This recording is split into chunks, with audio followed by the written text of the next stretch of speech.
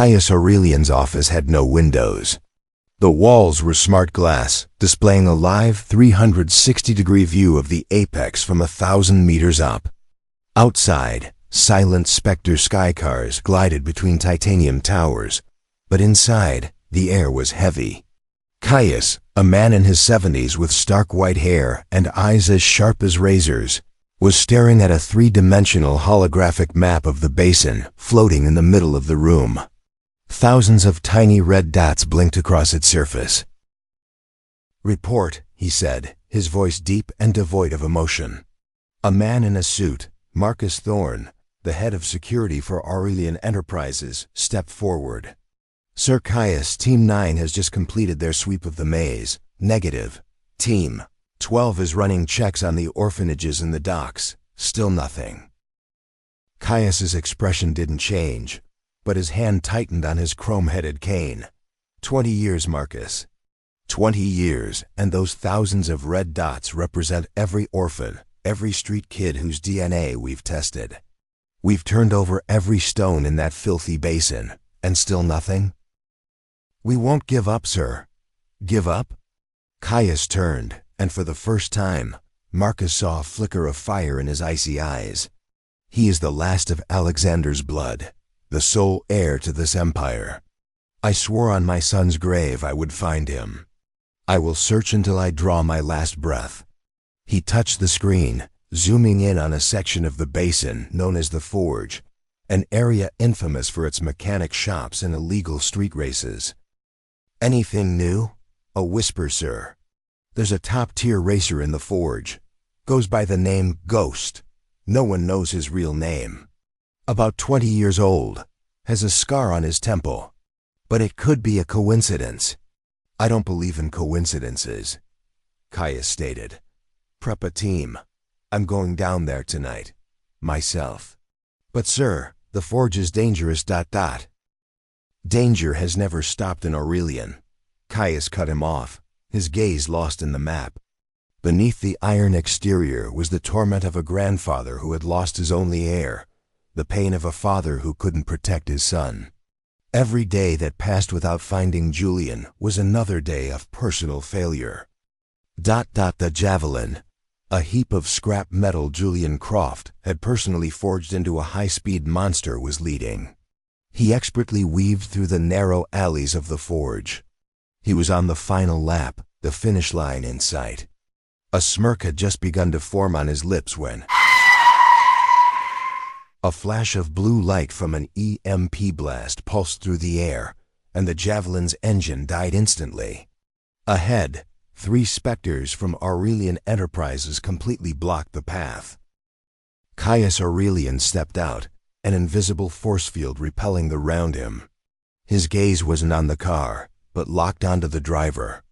As Julian looked up, revealing the star-shaped scar on his temple in the glare of the headlights, Caius's aging heart felt as if it stopped for a beat. He had seen thousands of photos, thousands of reports, but nothing could have prepared him for this moment. Those eyes. Defiant and rebellious, yet they shined with an unyielding intelligence and an unbreakable will. Those were the eyes of Alexander. His guards, under the command of Marcus Thorne, moved in and opened Julian's door. "What do you want from me?" Julian snarled, his hand gripping the gearshift like a weapon. Caius drew closer, ignoring the hostility in the young man's eyes. He looked deep into them, and for the first time in 20 years, the torment that had plagued him seemed to ease, just for a moment. He had found him. The search was over. He turned to Marcus, but his voice was no longer commanding his security team. It was as if he were declaring it to the world, to the very soul of his departed son. "His name is Julian Aurelian. He is my grandson, the sole heir to the Aurelian Empire. Take him to the apex, immediately." Julian's resistance was ferocious. He was a street fighter, not a scared kid. He threw a punch, connecting with a guard's jaw. But he was no match for a team of trained professionals. He was quickly restrained, stripped of the only freedom he had ever known. As he was forced into the luxurious specter, he looked back at Caius, his eyes blazing. You'll regret this." Caius just watched him in silence, making no reply. He knew the road ahead would be even harder than the 20-year search. Taming a wild wolf was never easy. As the specter ascended silently, leaving the basin behind, a single rare tear traced a path down the Iron Patriarch's cheek. He had found his heir, but he had also stolen his world. And he wondered to himself if the boy could ever forgive him. The specter didn't drive, it ascended. Julian watched through the bulletproof glass as his world, the Basin, shrank below, swallowed by its perpetual shroud of industrial smog. They were going up, through the gray cloud cover, toward a place he'd only ever heard of in whispers, the apex. When they broke through the clouds, another world was revealed. The air here was so clean it burned his lungs, which were accustomed to smoke and grime. A real sun, unfiltered by haze, glinted off impossibly tall towers of glass and titanium. This wasn't a city. It was a god's dream, sterile, orderly, and coldly perfect. The specter landed silently on a private skyport atop the Aurelian estate, a sprawling architectural marvel that looked like a giant crystal. Julian was escorted inside. If the Basin was a symphony of chaos, this place was a vacuum of silence. His own footsteps on the black marble floor were the only sound that echoed. "The young master's chambers are prepared," a robotic butler announced in a flawless, dispassionate voice. Julian's room was larger than the entire tenement building he'd grown up in. One wall was pure glass, offering a panoramic view of the apex. A massive bed, a bathroom with technology he'd never seen. But to Julian, it was a prison. A luxurious prison, but a prison nonetheless. "The young master will please change into his new attire," the robot said, revealing a walk-in closet filled with designer suits. Julian glanced at the expensive suits, then back at his own worn leather jacket, the only thing he had left of his world. He didn't touch them. He sat on the bed in silence, a cornered animal, watching and waiting. His rebellion began with small acts. He refused the exquisitely prepared meals brought to him, asking only for bread and water. He didn't speak to any of the servants. He spent hours staring down at the Basin through the glass wall, searching in vain for a familiar silhouette. Caius Aurelian didn't force the issue. He simply began the education. Every day, Viridia's top tutors arrived at Julian's chambers. A financial analyst spoke of global markets. A historian lectured on the history of the founding families. Julian didn't cooperate. "Your market theory is useless in the Basin," he interrupted the finance professor. "Down there, value isn't decided by supply and demand. It's decided by who has the stronger fist and the sharper knife." He challenged them, using his street smarts and practical experience to dismantle their textbook theories. He was a fast learner, but he used that knowledge to defy, not to submit. And then he met Damian Aurelian. Damian entered Julian's chambers, not as a cousin, but as a master inspecting a new acquisition. He was repulsively perfect. Blonde hair slicked back, a perfectly tailored suit, and a smile that had been practiced in a mirror 1,000 times. "Hello, cousin," Damian said, his voice as smooth as silk. "I hear you're still adjusting to life in the apex?" Understandable, of course. The culture shock must be immense. Julian just stared at him in silence, his eyes like chips of ice. "This is a 47 Chateau Le Pin, a fine year," Damian said, pouring a glass of deep red wine. "Try some. It'll help you relax." He offered the glass to Julian, a subtle test. Julian took the glass. But instead of drinking, he walked over to a decorative plant in the corner and poured the entire contents into the soil. "Your plant looks thirstier than I do," he said, setting the empty glass down on the table. Damian's smile faltered for just a moment before returning. "Such a ... waste. But no matter, we have an entire cellar. You'll have time to learn." He left, but Julian knew the war had been declared. The only thing Julian cared about was Clara, the girl with copper hair and a warm smile back in the forge. Was she okay? What must she be thinking now that he had vanished? His anxiety for her eclipsed even his hatred for this golden cage. He had to go back. That night he made his move. He'd spent days observing the guard schedules, studying the estate schematics on the tablets he was provided. Using a small piece of metal he'd broken off his jacket's zipper, he short-circuited the electronic lock on his door. He moved through the shadows, as silent as the ghost he was nicknamed after. His target was the vehicle hangar, where he could steal a Spectre and fly back to the Basin. He was almost there. Just one more corridor. He could feel it, a glimmer of freedom, just within his reach. Suddenly, the entire corridor flooded with light. A crisscrossing grid of red lasers materialized, dense as a spider's web. At the far end, Marcus Thorne, the head of security, stood waiting, flanked by guards armed with pulse rifles. "In a hurry, young Master Julian?" Marcus asked, his voice completely toneless. Julian was caught. There was no chase. No fight. He was simply ensnared by a flawless security system. He was taken to the library, where Caius was waiting. He wasn't angry. He just looked weary. "Did you really think you could escape?" Caius asked. "This isn't my home," Julian snarled. "My world is down there. The person I care about is down there." "The person you care about?" Caius arched an eyebrow. "The mechanic girl, Clara Evans. Do you think her life will be better if you return? Do you think the enemies of the Aurelian family won't use her against you? You would return as a fugitive, bringing her danger, not safety." Caius's words hit Julian like a bucket of ice water. "In this world," Caius continued, his voice now resonating with power, "freedom is not a right. It is a privilege bought with power. You want to leave? Be my guest. But you'll leave with nothing. Return to being a gutter rat in the Basin, and sooner or later, you'll be swallowed whole. Or—" he paused, looking directly into Julian's eyes. "You can stay. Learn to wield this power. Learn the rules of the Apex so that one day you can be the one to rewrite them. Then you can protect not only yourself, but anyone you wish. The choice is yours, Julian Aurelian." Caius left, leaving Julian alone in the vast library, surrounded by thousands of books containing generations of knowledge and power. For the first time, Julian understood. His rebellion was naive. Running away wasn't the answer. To be free, he first had to become a prisoner. To protect the one he loved, he had to become stronger and more ruthless than his captors.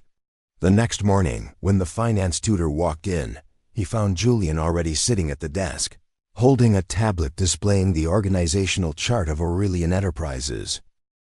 "Let's start again from the beginning," Julian said, looking up. The defiance of a street racer was gone from his eyes. In its place, a cold, calculating fire burned. The wild wolf had decided to stop growling. It was going to learn how to hunt in the palace. Julian's transformation stunned the Apex. The rebellious, defiant young man was gone. In his place was an excellent student. Julian devoured knowledge like a starving man. He studied finance, politics, technology, and military strategy with a terrifying intensity. His tutors, the very people he once challenged, were now astounded by his rapid comprehension and sharp analysis. He wasn't doing this out of loyalty to the Aurelian family. He was doing it for himself. He saw every lesson as a weapon, every piece of information as a bullet. He was arming himself to break the cage from the inside. Damian recognized this change and grew uneasy. The wild wolf was learning how to wear a suit and hide its fangs. He decided he had to strike first, before Julian became too powerful. The opportunity came in the form of a project named Project Phoenix. The plan was for Aurelian Enterprises to acquire a vast, heavily polluted sector of the Basin near the Forge to build a new generation clean energy plant. It was a massive deal, one that would not only bring in immense profit, but also serve as a crucial political lever for the Aurelian family. Caius, in a surprising move, put both Julian and Damian in charge of the project. "I want to see cooperation," he said, but everyone understood it was an open declaration of war. Damian immediately seized control. He used traditional business methods, lowballing the residents of the Basin, using legal loopholes to force them to sell their land. He saw them as nothing more than numbers on a balance sheet. Julian, in contrast, understood the people of the Basin. He knew they didn't trust promises from the apex. He secretly returned to the forge, not as an Aurelian, but as Ghost. He sought out the voices of the community, former gang leaders, workshop owners he had known. "They want to turn this place into a factory," an old friend told Julian. "They're going to kick us out." "No," Julian replied. "They can't if we don't let them. But if we just fight back, we'll be crushed. We have to negotiate."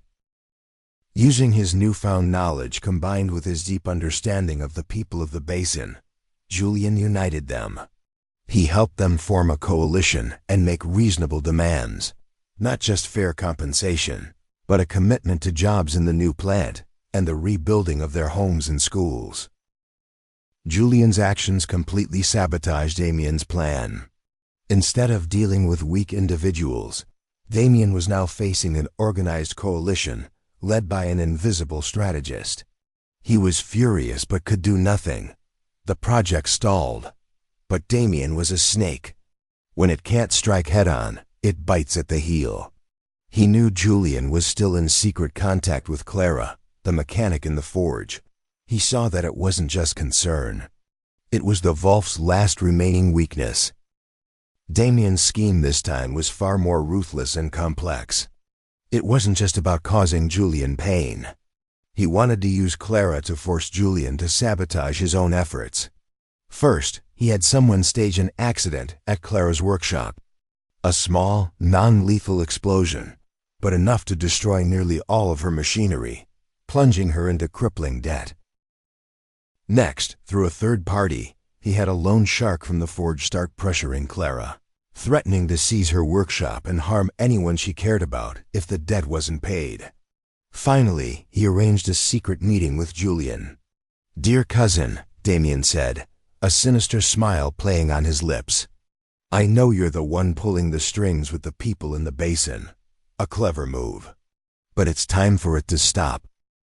"I don't know what you're talking about," Julian replied, his voice flat and cold.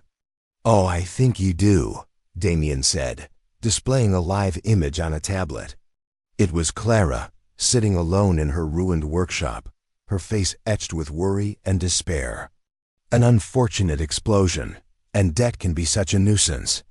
With a single phone call from me, her life becomes a literal hell. Julian's fists clenched. He had underestimated Damian's viciousness. "What do you want?" "Simple," Damian smirked. "Make your coalition collapse. Convince them to accept my original offer. Destroy what you've built with your own hands. Project Phoenix must be mine. In return, she'd be safe. I'll even generously help her rebuild her workshop." Julian faced an impossible choice. On one side was justice for thousands of people in the Basin, his first true victory in this power struggle. On the other, the safety of the only woman he had ever loved. He tried to find another way. He sent Clara money secretly, but she refused it. Her pride wouldn't let her accept his charity, especially when she felt him growing more and more distant. Damian's deadline loomed closer. The pressure was crushing Julian, costing him sleep. He looked at the project reports, then at the image of Clara. He had to choose. In a meeting with the representatives from the Basin's coalition, Julian, with a heavy heart, did what he never thought he would do. He began pointing out the weaknesses in their position, speaking of the insurmountable power of Aurelian enterprises, advising them to accept a less favorable deal to salvage what they could. The people who had once trusted him stared at him, stunned. Their shock then morphed into disappointment and contempt. "You're just like them," an old friend screamed at him. "You got a taste of the apex and forgot where you came from." Julian didn't explain. He just silently accepted the humiliation. The coalition began to fracture. He had chosen Clara. But the tragedy didn't end there. Damian was not a man of his word. He didn't just want to win. He wanted to utterly destroy Julian. After Julian had complied, Damian delivered his final blow. He had his people spread a rumor that it was Julian himself wanting to accelerate the project to score points with his grandfather, who had secretly caused the explosion at Clara's workshop to create pressure. The proof? A large sum of money had just been transferred from an account linked to Julian to Clara's loan shark to settle the matter. When Clara heard this, she was completely devastated. The man she trusted, the man she thought was fighting for the people, had apparently been willing to sacrifice her for his ambition. The disappointment and pain shattered her heart.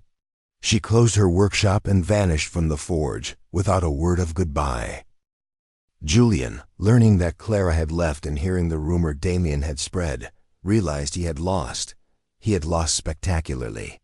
He had tried to protect her, but in the end, he was the one who pushed her furthest away. He had secured her temporary safety, but he had lost her trust and her love forever. He sat alone in his luxurious room in the apex, looking down at the basin, shrouded in smog. He had learned power's coolest lesson. Sometimes, no matter how strong you are, you can't protect everyone. And sometimes, to save one person, you have to sacrifice a piece of your own soul. Clara's disappearance left a cold void in Julian, one that no amount of power or luxury could fill. He had technically won Damian's game. Project Phoenix was moving forward on his cousin's terms, but the cost was far too high. Every night, he was haunted by the betrayal in the eyes of his old friends from the Basin, and worse, by the shattered image of Clara, believing he had sacrificed her. But Julian Aurelian was not a man to be easily broken. He had survived the Basin. He had learned the rules of the apex. The pain and regret didn't crush him. They forged him into something sharper, more dangerous. His anger didn't explode outward. It settled deep inside him, turning into a cold fire, a calculated resolve for vengeance. He knew he couldn't trust anyone in the Aurelian family. He had to act alone. Julian began his own investigation, using the very tools the empire Damian was so proud of. He was no longer a ghost of the streets. He was now a ghost in the digital world. He accessed the central security systems of Aurelian Enterprises, a network thought to be impenetrable. He used the predictive algorithms he had learned to analyze financial transactions, communications, and data streams that Damian had tried so hard to bury. He was like a hunter, patiently following the faintest tracks in the snow. The first trail he found was an anomaly in the explosion report from Clara's workshop. The official report cited a gas leak, but atmospheric pressure sensor data from the area indicated a deliberate, controlled blast using a small amount of industrial-grade plastic explosive. That kind of explosive was tightly controlled, with access limited to only a few departments within Aurelian Enterprises. Next, he tracked the money Damian had used to frame him. His cousin had been careful, using layers of shell companies and accounts in digital tax havens. But Julian, with his understanding of how criminals in the Basin laundered money, saw the pattern. He found one weakness, one small, overlooked transaction, and from there, he unraveled the entire network. He discovered a truth that was even worse. This wasn't just a plot against him. Damian had been using Project Phoenix as a cover for a much larger scheme. He had been secretly acquiring the land around the project site under the names of his shell companies. Once the clean energy plant was built, the value of that surrounding land would skyrocket, giving him a massive personal fortune enough to challenge Caius's own power. Framing Julian and getting rid of Clara was just killing two birds with one stone, eliminating a rival while covering up his financial conspiracy. Julian now had all the evidence. But he knew that just exposing Damian to Caius wasn't enough. His cousin was too cunning and would find a way to deny everything. Julian needed a confession, an undeniable knockout blow. He decided to set a trap of his own. Using one of Damian's own shell companies, he spoofed an email from a shadow partner, warning of a data leak regarding the land acquisition scheme and demanding an urgent, in-person meeting at a secure location. That location was an abandoned warehouse in the docks, a neutral territory between the apex and the basin, a no-man's land. Damian, terrified that his personal wealth scheme was about to be exposed, took the bait and arrived alone. He stepped into the dark, damp warehouse. "Is anyone here?" he called out. The lights flickered on abruptly. Julian was sitting on a wooden crate in the center of the room, his expression terrifyingly calm. "Hello, cousin," Julian said. Damian was stunned, then quickly composed himself. "What the hell are you doing here? Are you following me?" "I just came to ask a few questions," Julian said, standing up and slowly approaching. "About a small explosion, about a few shell companies, and about a girl named Clara." "I don't know what you're talking about," Damian scoffed.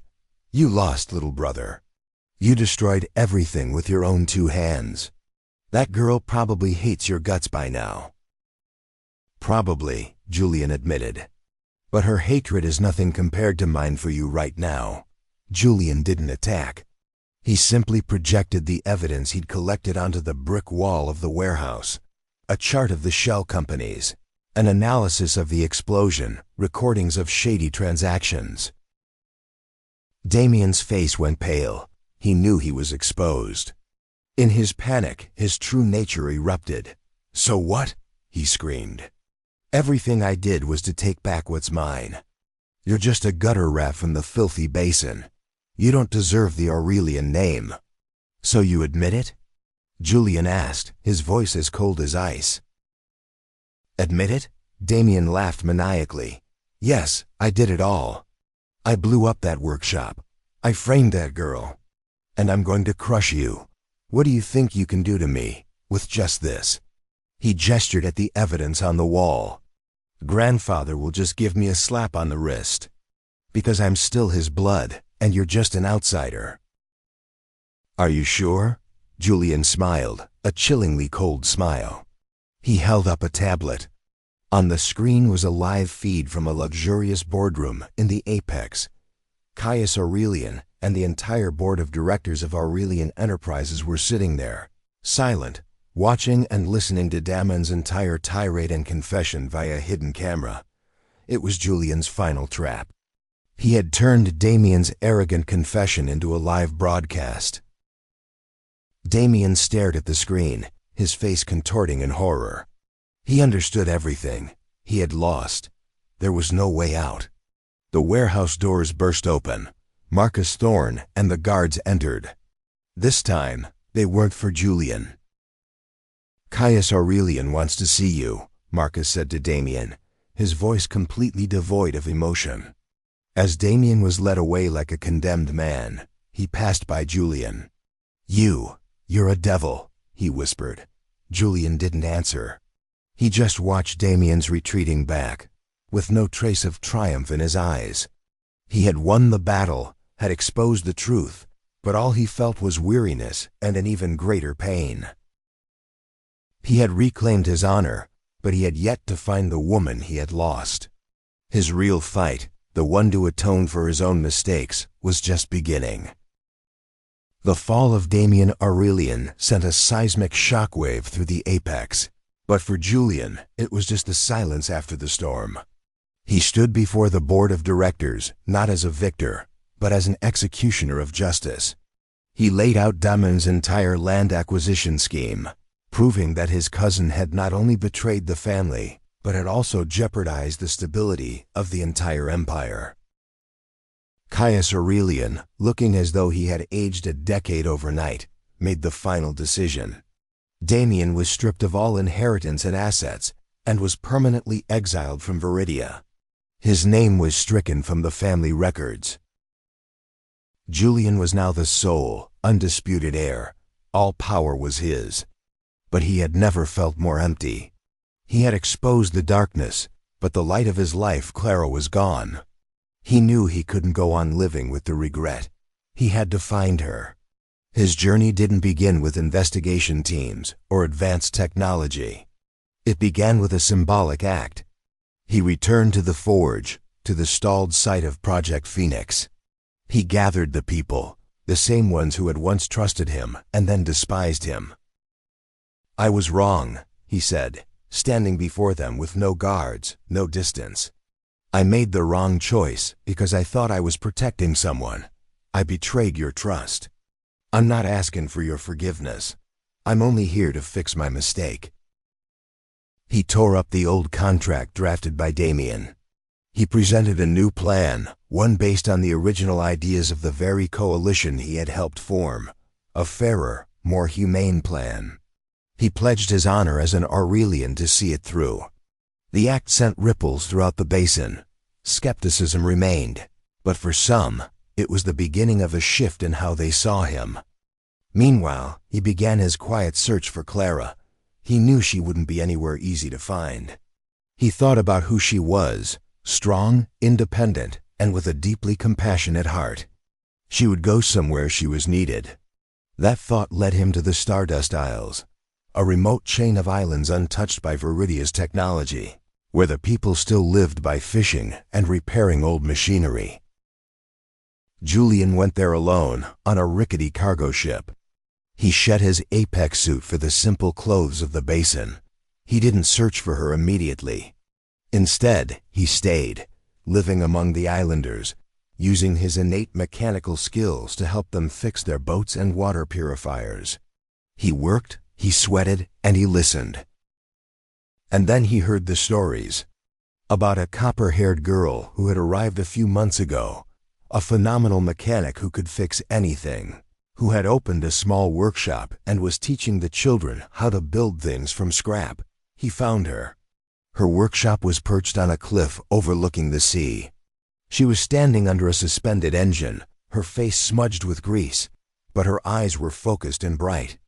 She was more beautiful than ever. He just stood at the doorway, not daring to enter. Clara sensed someone and turned around. When she saw him, she froze. The wrench in her hand slipped from her grasp, clattering loudly on the concrete floor. Her first reaction was defensive, the hurt flashing in her eyes. "What are you doing here?" she asked, her voice cold. Julian took a deep breath. "I came to give back what I stole." He didn't offer her an expensive gift. He handed her a tablet. On it was the entire truth, the recording of Damian's confession, the details of his scheme, and the reason why Julian had been forced to betray the coalition. "I don't expect you to forgive my cowardice, Clara," he said, his voice hoarse. "I just wanted you to know that, in my mind, the only choice I had was between losing the project and possibly losing you. And I chose you, every time, even if that choice ended up hurting you." Clara watched everything, her hands trembling. Tears began to trace paths through the grease on her cheeks. They weren't tears of weakness, but of a heavy burden finally being lifted. "So, it was all a lie," she whispered. "Yes," Julian replied. "And the biggest lie was letting you believe that I ever stopped caring." He didn't move closer. He just stood there, giving her space. He knew this wound would take time to heal. Julian remained on the islands, but he kept his distance. He continued his work, helping the islanders, determined to prove himself through actions, not words. Clara watched him from afar, seeing the sincerity and regret in everything he did. Slowly, the wall of ice between them began to melt away. One day, she sought him out. "The engine on the island's main hauler is broken," she said. "I can't fix it alone." It was an invitation. They worked together in silence, their movements in perfect sync, as if no time had passed. When the engine roared back to life, they looked at each other, both of them covered in grease. "Do you want to build something bigger with me?" Julian asked. Clara didn't need to ask what it was. She nodded. They returned to Viridia together. Julian didn't just take over Aurelian Enterprises. He launched a project even more ambitious than Project Phoenix, the Bridge Project. It wasn't just a physical bridge, but a comprehensive network connecting the apex and the basin. Public maglev lines, tech schools built in the basin, and programs for job creation and cultural exchange. His goal was to erase the boundary that had divided the city for generations. Clara headed the project's technical and educational division, ensuring it truly served the people of the basin. The final scene is not a romantic kiss at sunset. It's the image of Julian and Clara standing on a massive, unfinished bridge span, connecting their two worlds. He was in work gear, holding a blueprint. She was too. They weren't looking at each other, but out, in the same direction.